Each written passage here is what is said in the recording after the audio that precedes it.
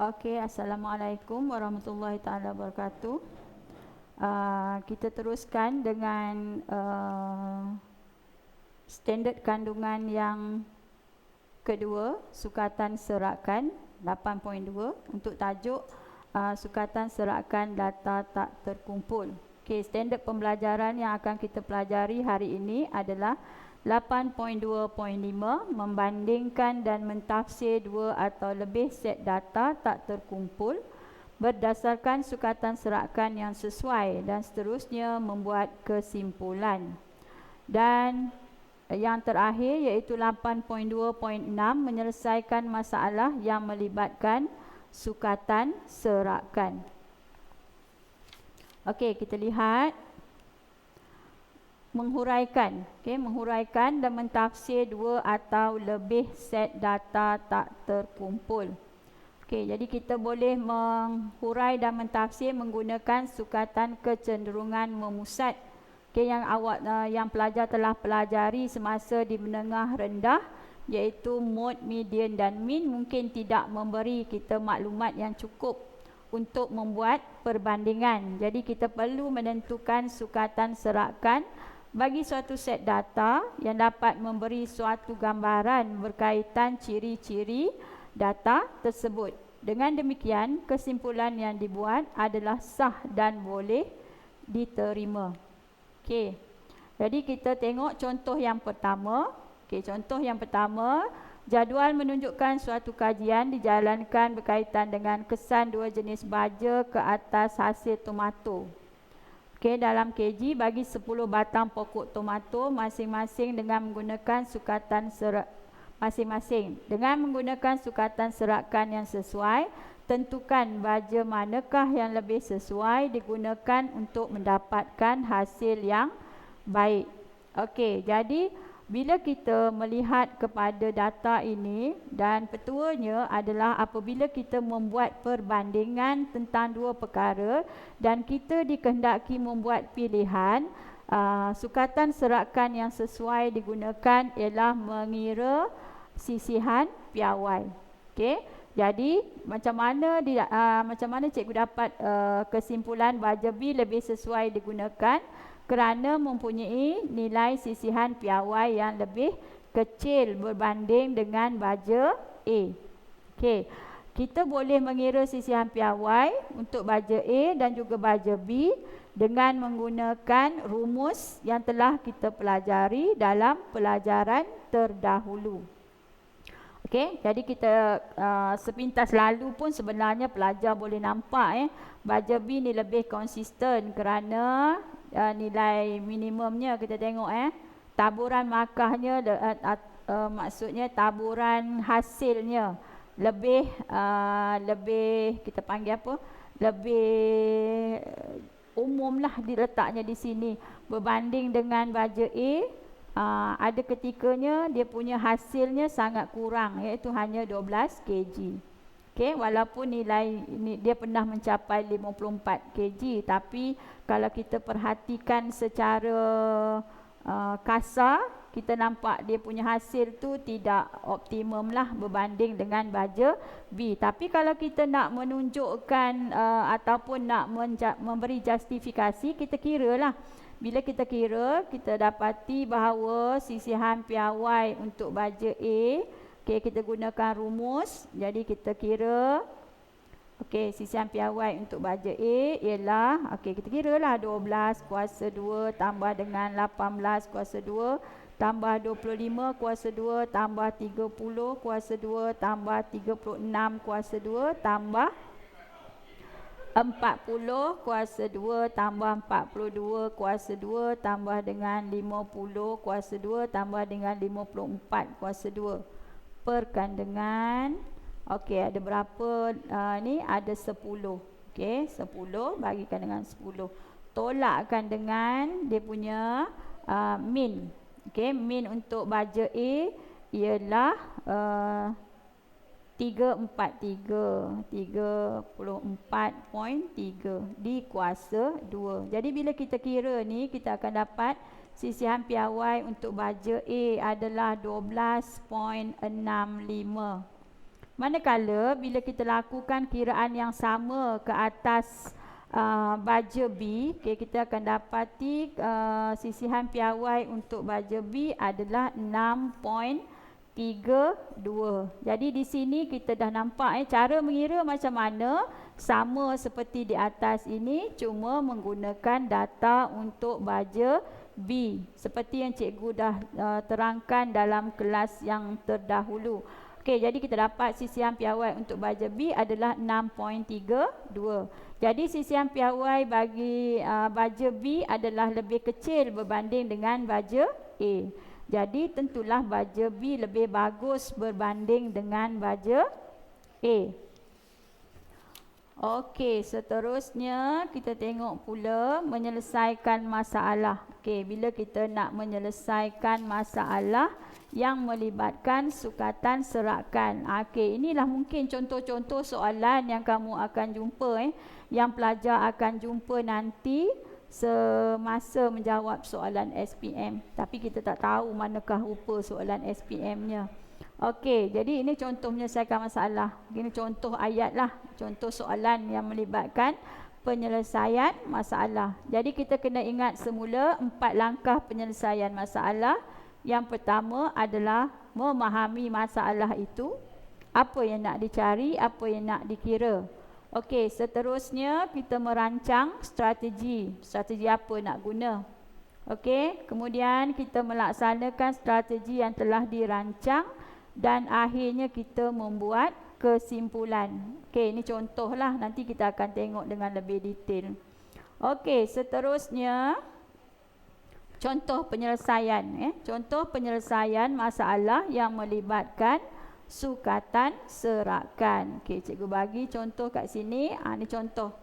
Soalan macam ni ada kemungkinan untuk ditanya dalam peperiksaan. Jadual di bawah menunjukkan maklumat bagi nilai N, iaitu jumlah data, jumlah nilai data dan juga jumlah nilai hasil kuasa 2 data. Okey, bagi satu set data. Soalannya hitung variance. B, satu nombor P ditambah kepada set data dan didapati min bertambah. Okey, min bertambah. Min bertambah. Bertambah maksudnya mesti tambahlah sebanyak 0.5. Hitung nilai P. Okey, dan seterusnya hitung sisihan piawai bagi set data yang baharu. Okey, jadi kita mulakan dengan A. Okey, A iaitu kita nak mengira variance. Variance mengikut formula sama dengan jumlah data dikuasa 2 per dengan N tolak dengan X bar dikuasa 2. Jadi kita tengok dalam jadual. Okey, dalam jadual ini dah ada. Jadi kita masuk je lah 1452 per dengan 12 tolak dengan X bar.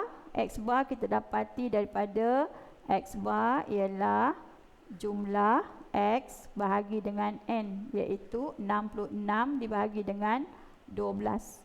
Okey, so kita dapat, bila kita masukkan dekat sini, tolakkan dengan 66 per 12 dikuasa 2. So bila kita kira, kita dapatlah variance-nya ialah 90.75.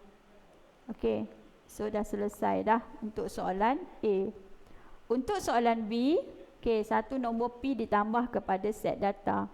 Jadi ini asalnya N-nya ada 12. Tambahkan dengan satu nombor P. Satu nombor P. Jadi N ini dah menjadi, N ini akan bertukar menjadi 13 lah. 13 data. 13 data. Kemudian nilai min. Min ini kalau kita kira, min ini adalah min ni kalau kita kira 66 bahagi dengan 12 ni kita dapat 5.5. Jadi bila 5.5 ni tambahkan dengan 0.5 kita dapat min baru. Min baru adalah 6. Min baru adalah 6. Jadi kita kira nilai P. Jadi kita gunakan rumus. min, okey, untuk B1 soalan B1, min baru sama dengan jumlah yang baru, okey, per dengan jumlah ataupun data lah, okey, ataupun data, iaitu datanya adalah 13.